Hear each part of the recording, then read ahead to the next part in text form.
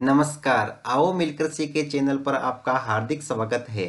इस वीडियो में हम महर्षि दयानंद सरस्वती यूनिवर्सिटी अजमेर से संबद्ध महाविद्यालयों में संचालित कोर्स बीए द्वितीय वर्ष के लिए भूगोल की प्रैक्टिकल फाइल बनाना सीखेंगे।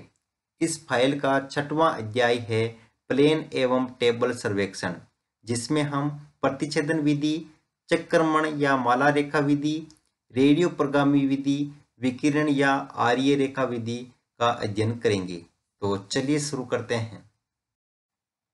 प्लेन एवं टेबल सर्वेक्षण में लिखेंगे, यह सर्वेक्षण की वह आलेखी विधि है जिसमें सर्वेक्षण कार्य तथा प्लान की रचना दोनों प्रक्रियाएं साथ साथ संपन्न होती है। क्षेत्र पुस्तिका तैयार करने की इसमें कोई आवश्यकता नहीं होती है। क्षेत्र पुस्तिका न बनाए जाने तथा क्षेत्र में ही प्लान पूर्ण हो जाने से कई लाभ होते हैं।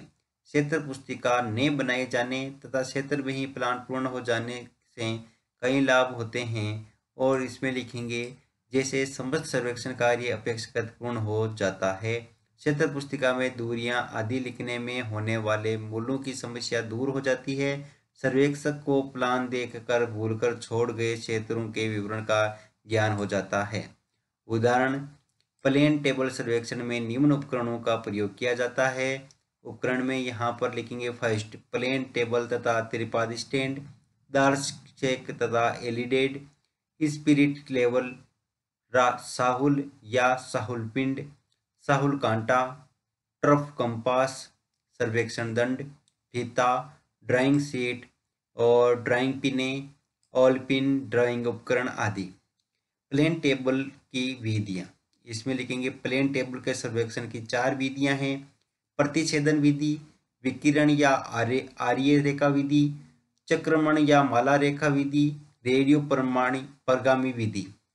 प्लेन टेबल की प्रतिच्छेदन विधि, जिसमें लिखेंगे, किन्हीं 2 सर्वेक्षण स्टेशनों से उस विवरण को लक्ष्य करके खींची गई किरणों का आरेख पट पर प्रतिच्छेदन बिंदु ज्ञात करते हैं। जिन 2 सर्वेक्षण स्टेशनों से किरणें खींची जाती है उन्हें मिलाने वाली रेखा सरल रेखा को आधार रेखा कहते हैं। प्रतिच्छेदन विधि में आधार रेखा के अतिरिक्त किसी अन्य रेखा को मापने की आवश्यकता नहीं होती। इस विधि को त्रिभुजन विधि भी कहते हैं। फिर है विकिरण विधि, जिसमें लिखेंगे, इसके अंतर्गत एक ही सर्वेक्षण केंद्र से क्षेत्र के विभिन्न विवरणों की ओर को पूर्ण निश्चित मापने के अनुसार लंबी किरणें खींचकर प्लान को पूर्ण कर लिखा जाता है। इस विधि में बनाए गए प्लान को एक ही बिंदु से विभिन्न दिशाओं की ओर विकसित होती है, अतः इसे विकिरण विधि कहते हैं। फिर है माला रेखा विधि, इसमें लिखेंगे, माला रेखा विधि में प्रत्येक सर्वेक्षण स्टेशन पर बारी बारी से प्लेन टेबल स्थापित करके अलग अलग स्टेशन की किरणें खींचते हैं तथा संबंधित स्टेशनों के बीच की धरातल पर मापी गई दूरी को पूर्व निश्चित मापनी के अनुसार इस किरण के काट कर अगले स्टेशन को प्लान में अंकित करते हैं। माला रेखा के इधर उधर स्थित विवरणों को प्लान में प्रतिच्छेदन अथवा विकिरण विधि के अनुसार अंकित किया जाता है। रेडियो प्रगामी विधि में लिखेंगे, इस विधि को प्लेन टेबल की विकिरण तथा माला रेखा विधियों का मिश्रित रूप भी कहा जा सकता है। इसके सदैव आरेख पट के मध्यवर्ती बिंदु को किसी सर्वेक्षण स्टेशन के ठीक ऊपर रखकर प्लेन टेबल का समतलन केंद्र वे पूर्वान्मुखी कहते हैं। फिर फर्स्ट क्वेश्चन है, प्लेन टेबल सर्वेक्षण के लिए आवश्यक की संक्षेप में विवेचन करें। तो इसमें लिखेंगे, समतल पट या प्लेन टेबल के में प्लेन टेबल तथा त्रिपाद स्टैंड 2 समाहित किए जाते हैं। प्लेन टेबल एक प्रकार का आलेख पट या ड्राइंग बोर्ड है जो बीड़ अथवा सामान की लकड़ी का 2 से 2.5 सेंटीमीटर मोटे तरलों को मिलाकर बना बोर्ड या पट है। इसका आकार प्राय 45 × 45 सेंटीमीटर या 60 × 60 सेंटीमीटर, 40 × 30 सेंटीमीटर अथवा 70 से 60 सेंटीमीटर रहता है। बहुत सारी तख्तियां एक दूसरे से जोड़कर चिपकाकर मजबूती के लिए पट्टे के निचले भाग पर ठोस लकड़ी सागौन की पट्टियां लगाकर इसे बनाया जाता है। इन पट्टियों या तख्तियों को निचले भाग पर खांचेदार धारियां बनी रहती है, जिससे ताप परिवर्तन से इनका बचाव होता रहता है। समतल पट की ऊपरी सतह समतल बनी रहती है समतल पट के नीचे मध्य में पीतल अथवा एल्यूमिनियम प्लेट की प्लेट लगी रहती है, जिसमें चूड़ियाँ कटी रहती है। लिखेंगे कि इसे ही दुरागर प्लेट कहते हैं। प्लेन टेबल एक ऐसा सर्वेक्षण यंत्र है जिसका उपयोग बहुत सरल है। इस सर्वेक्षण में सर्वेक्षित क्षेत्र में ही बिना किसी क्षेत्र पुस्तिका तैयार किए सीधा मानचित्र के साथ साथ होता है। इस क्षेत्र में ही प्लान पूर्व हो जाने से श्रम एवं समय की बचत रहती है। इस सर्वेक्षण में कुछ यंत्रों की सहायता से ही बहुत बड़े क्षेत्र का सर्वेक्षण सरलता से एवं अपेक्षाकृत शीघ्र हो जाता है। प्लेन टेबल की सहायता से कई सर्वेक्षण क्रिया को प्लेन टेबल या पट सर्वेक्षण आदि नामों से जाना जाता है। प्लेन टेबल का आविष्कार सन 1570 में हुआ। त्रिपाद स्टैंड में सागौन की दोहरी पट्टियों से निर्मित 3 टांग होती है, जिसकी लंबाई लगभग 1.5 मीटर तक होती है। इन तीनों टांगों की सहायता से ही यह समतल धरातल पर ही समतल पट को समतल किया जा सकता है। अगला क्वेश्चन है, प्लेन टेबल सर्वेक्षण की क्या क्या विधियां हैं? किसी एक विधि का विस्तार पूर्वक विवेचन करें तो प्लेन टेबल सर्वेक्षण में निम्न विधियां काम में ली जाती है: विकिरण विधि और प्रतिच्छेदन विधि, चक्रवर्ण या मालारेख विधि, जिसमें विकिरण विधि पर चर्चा करेंगे।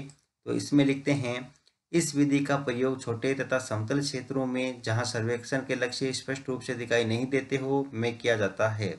इसके अंदर एक ही सर्वेक्षण केंद्र से क्षेत्र के अलग अलग लक्ष्य की और पूर्व में निर्धारित किए गए मापक के अनुसार किरणें खींची जाती है। सर्वेक्षण केंद्र का चुनाव सर्वेक्षण क्षेत्र के लगभग मध्य में किसी बिंदु पर करते हैं। सर्वेक्षण केंद्र या बिंदु से विभिन्न लक्ष्यों के मध्य की दूरी को फीते की सहायता से मापकर मापक के अनुसार प्लेन टेबल पर लगे कागज पर ही लक्ष्य की स्थिति को निर्धारित करते जाते हैं। इस विधि में सर्वेक्षण क्षेत्र में सभी किरणें एक ही बिंदु से विभिन्न की ओर निकलते हैं। इस कारण से इसे विकिरण या विकिरण रेखा विधि कहते हैं। कार्य विधि: सबसे पहले दिए गए सर्वेक्षण क्षेत्र में एक ऐसा बिंदु चुनते हैं जिससे समाप्त लक्ष्य आसानी से दिखाई देवे और माना वह बिंदु ए है।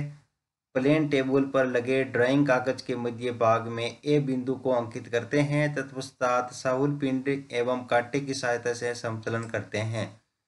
ड्राइंग पेपर के ऊपर कोने में ट्रप कंपास की सहायता से चुंबकीय उत्तर को निर्धारित करते हैं। ए बिंदु पर एक आलपिन गाड़ देते हैं तथा एलिके की सहायता से किनारे को इस आलपिन से सटा कर रखते हुए A B C D E F आदि सभी लक्ष्यों की ओर किरणें खींचते हैं। इसके बाद ए बिंदु A B C D E F आदि के मध्य की दूरी को फीते की सहायता से ड्राइंग कागज पर ए बी सी डी ई तथा एफ बिंदु अंकित करते हैं। अंत में ड्राइंग कागज के ऊपर सर्वेक्षण क्षेत्र तथा सर्वेक्षण विधि का नाम लिखते हैं, साथ ही मापनी से बनाते हैं। फिर अगला क्वेश्चन है, स्थिति निर्धारण में क्या अभिप्राय है? मुख्य विधियों को समझाइए। तो इसमें लिखेंगे, किसी भी सर्वेक्षित क्षेत्र में 2 या 3 स्थानों को लक्ष्य मानते हुए उन स्थानों के मानचित्र प्लान में प्रदर्शित स्थितियों को वापस किरण खींचकर मानचित्र में प्लेन टेबल की स्थिति ज्ञात करने की प्रक्रिया को स्थिति निर्धारण कहते हैं।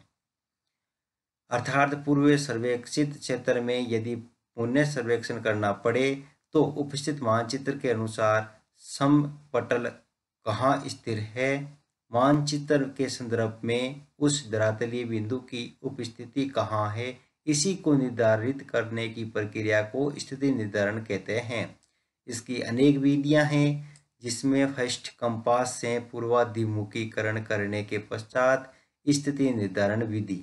इसमें लिखेंगे, यह पूर्व सर्वेक्षण मानचित्र के संदर्भ में नए स्थान की स्थिति निर्धारण की सबसे उत्तम विधि है, सबसे श्रेष्ठ विधि है। इसमें सर्वेक्षित मानचित्र के 2 धरातलीय लक्ष्यों की आवश्यकता रहती है। माना पहले से सर्वेक्षित मानचित्र में बिंदु ए व बी धरातल पर ए बी के रूप में है। सुविधा के लिए प्लेन टेबल की किसी बिंदु P पर निर्धारित करके स्थापित कर देते हैं।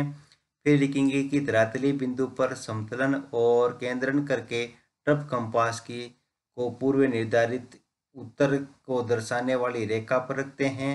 अब वे प्लेन टेबल को पेच से ढीला करके दाएं बाएं घुमाकर चुंबकीय सुई को पूर्व में प्रदर्शित उत्तर वाली रेखा के अनुसार स्थिर कर देते हैं। इसके बाद प्लेन टेबल को कसकर स्थिर करके मानचित्र पर प्रदर्शित उत्तर वाली रेखा के अनुसार स्थिर करेंगे। ए बिंदु पर पिन गाड़ कर धरातलीय बी बिंदु से पृष्ठ किरण खींचते हैं। इसी तरह बी बिंदु पर एलिपेप रखकर धरातलीय बी बिंदु पर पृष्ठ किरण खींचते हैं। ये दोनों किरणें जहां एक दूसरे को प्रतिच्छेदित करती है वहीं अभिष्ट बिंदु P होगा, जो पूर्व मानचित्र के संदर्भ में अपनी सही स्थिति पर होगा। फिर लिखेंगे कि पश्चात्पात द्वारा पूर्वाभिमुखीकरण करने के पश्चात स्थिति निर्धारण की विधि। इस विधि के अंदर पहले से ही सर्वेक्षित मानचित्र के किन्हीं दो ज्ञात बिंदुओं से ही पृष्ठ किरणें खींचकर नए स्टेशन की स्थापना का निर्धारण करते हैं। माना धरातल के दो बिंदु ए और बी मानचित्र पर ए बी से प्रदर्शित हैं। धरातल पर कोई बिंदु सी है जिसकी स्थिति पूर्व मानचित्र के संदर्भ में निर्धारित करनी है।